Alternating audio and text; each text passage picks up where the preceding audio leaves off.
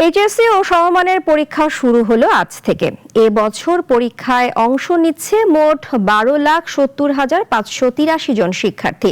তবে এবারের পরীক্ষায় এসেছে কয়েকটি বড় পরিবর্তন, অভিন্ন প্রশ্নপত্র, নতুন রুটিন এবং কঠোর নজরদারি। কিন্তু এরই মধ্যে উদ্বেগ বাড়িয়েছে নিয়মিত শিক্ষার্থীদের বড় একটি অংশের পরীক্ষায় অংশ না নেওয়ার তথ্য। বিস্তারিত মুনিয়া জুথির প্রতিবেদনে। আজ থেকে শুরু হয়েছে 2026 সালের এইচএসসি ও সমমানের পরীক্ষা। সকাল 10টায় যথারীতি শুরু হয় পরীক্ষা। নিয়মিত অনিয়মিত মিলিয়ে এবার পরীক্ষার্থীর সংখ্যা 12,70,583 জন।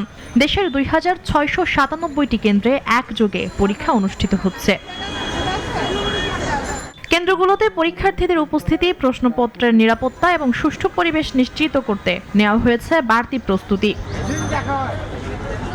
এবছর পরীক্ষায় এসেছে কয়েকটি উল্লেখযোগ্য পরিবর্তন। দেশের 9টি সাধারণ শিক্ষা বোর্ডে অভিন্ন প্রশ্নপত্রে অনুষ্ঠিত হচ্ছে এইচএসসি পরীক্ষা। একই সঙ্গে রুটিনেও আনা হয়েছে ভিন্নতা। অন্যান্য বছরের মতো দীর্ঘ বিরতি না রেখে প্রায় সব বিষয়ের পরীক্ষার মাঝখানে রাখা হয়েছে কেবলমাত্র 1 দিনের ব্যবধান। কম বিরতি নিয়ে অভিভাবকদের অনুযোগ থাকলেও সারা দেশে অভিন্ন প্রশ্নপত্র হওয়ায় খুশি তারা। ওদের যে রুটিনটা করা হয়েছে এটা একদম খারাপ করেছে, একদিন সময় দিয়েছে। একই নিয়মে পরীক্ষা হচ্ছে, আমি এর জন্য উচিত এইভাবেই হওয়া, কারণ সারা দেশের প্রশ্ন অভিন্নই হওয়া উচিত এবং যাতে মেরিট যাচাই একই রকম হয়, আমি এটার পক্ষে। এটা নিয়ে আমরাও খুশি, সবাই এক রকমের প্রশ্ন পাচ্ছে। এটা একটা পজিটিভ দিক আছে, ভালো আর কি, যে সবাই এক লেভেলের এক রকমের চিন্তা করতে পারবে। তবে পরীক্ষার শুরুতেই সামনে এসেছে উদ্বেগজনক এক তথ্য। শিক্ষা বোর্ডগুলোর হিসেব বলছে এবছর প্রায় 36% পরীক্ষার্থী অংশ নিচ্ছেন না।